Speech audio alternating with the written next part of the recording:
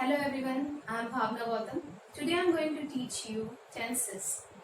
But before hitting the topic, I really want you to make your mind up so that you can learn it. Because many of you think what is the need to learn tenses when you are able to understand and read the language. But it's not about only reading and understanding. It's about all the four skills: reading, writing, listening and speaking. If you want to have command on all these four skills, then there is need to have basic knowledge of this language. So, you make your mind up so that you can learn, and I'll teach you in the easiest way. So let's start tenses. What is tense?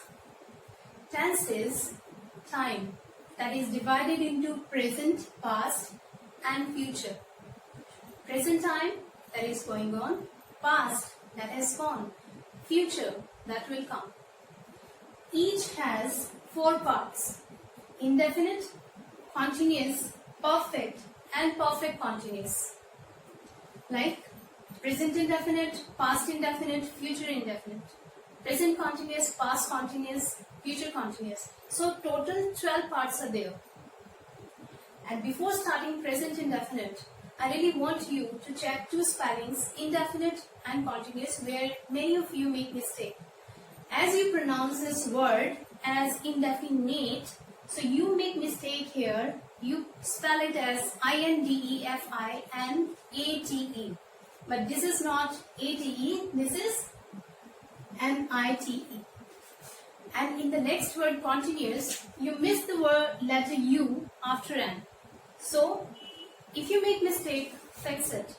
And now, so here we start with present indefinite. The structure of present indefinite is subject, then comes first form of verb, then we add SOES to the verb, and then comes object.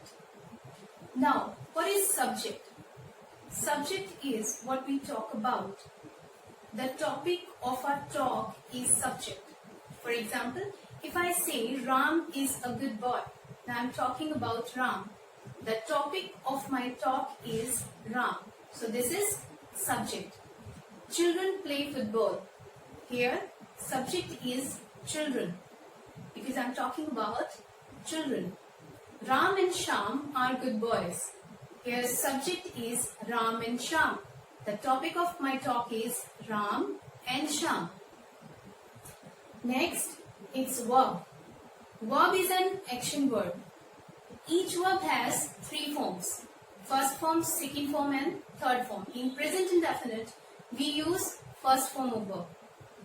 Then comes SOES and then object. Now when subject is singular, means when subject is one person or one thing, then we add SOES to the verb. If subject is plural, like you, we, they, plural means more than one, then we use only first form of verb. We don't use SOES to the verb. Okay? I have put the word I in the box. Actually, this is an exceptional case. I is singular, but it does not take SOES. So that's why it's called exceptional case.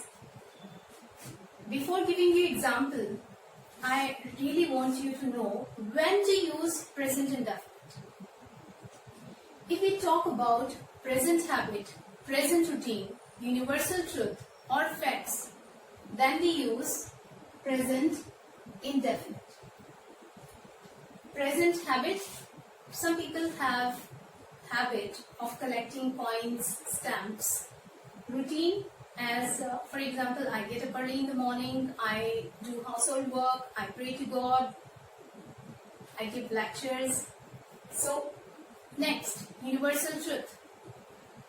The sun rises in the east, the sun sets in the west. When we talk about universal truth, we use present indefinite. When we talk about facts, as science is based on facts, so then we use present indefinite. For example, if there is current, fan runs. If there is no current, fan doesn't run. So this is fact. So when we talk about present habit, present routine, universal truth and facts, we use present indefinite.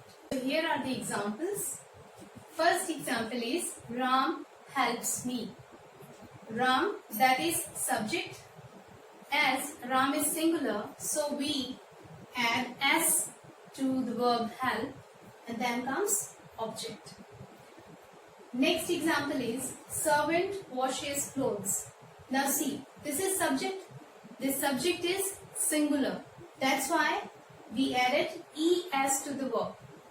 Washes clothes. And next example is servants wash clothes. Here you can see the subject is plural. That's why we didn't add SOES. So when subject is singular, we add either S or ES. As some verbs take S, some verbs take ES. Now which word takes ES? The words which ends with CH or SH takes ES. For example, watch, catch, wash, clash, reach. There's so many words which takes ES. So some verbs take S, some verbs take ES when subject is singular. Now it's time to practice. Here I have given some words to you. Some are subjects, some are verbs. Now use these subjects with these verbs to make sentences. I have given one example to you. Here it is. Subject is you and the verb is run. So I made one sentence by using this subject with this verb.